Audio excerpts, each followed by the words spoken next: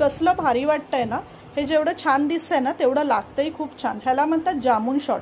चला तर बनवूया मग आज जामून शॉट। त्यासाठी काय केलं, बाजारातून अशी मासवळी जांभळं आणली होती विकत। ही 1/2 किलो जांभळं आहेत। आपल्याला काय करायचं आहे, ह्या जांभळापासून त्याचं बी वेगळं करायचं आहे, म्हणजे त्याचा पल्प जो आहे हा आपल्याला काढून घ्यायचा आहे। बघा सुरीच्या साहाय्याने मी सर्व जांभळांचा जो पल्प आहे हा अशा प्रकारे मी आता काढून घेत आहे।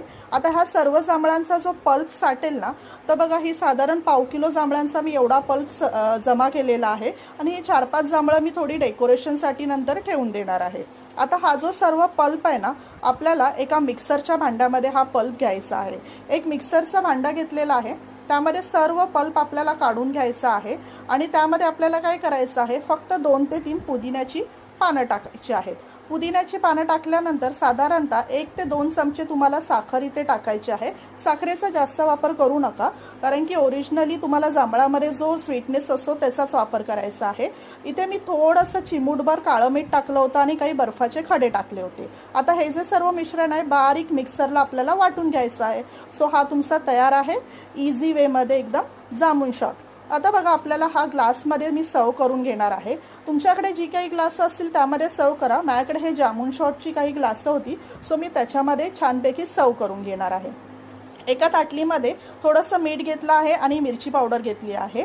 बघा आता मी ग्लासांच्या कडेला हे लिंबाने असं घासून ओलसर केलेलं आहे, जेणेकरून ते मीठ आणि जे मिरची पावडर आहे त्याला छानपैकी स्टिक होईल।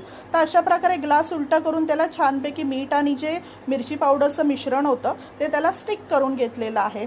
तर हे आपली सर्विंगची पद्धत आहे। आता ह्याच्यामध्ये आपण काय करायचं आहे, जो आपण जामून शॉट रेडी केला होता तर ते जामून शॉटचं जे सिरप आहे ते आपल्याला ह्या ग्लासेसमध्ये आपल्याला आता ओतून घ्यायचं आहे। आता मी बघा एका प्लेटमध्ये हे ग्लासेस ठेवलेले आहेत आणि हा जो जामून शॉट आहे तो मी त्याच्यामध्ये सर्व करत आहे। तर बघा किती छान दिसतो आणि हा जामून शॉट अगदी हेल्दी पण आहे। डायबिटीसच्या लोकांसाठी तर अतिशय उत्तम असं आहे।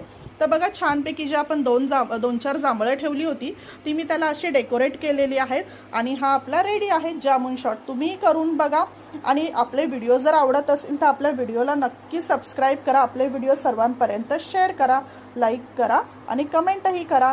धन्यवाद।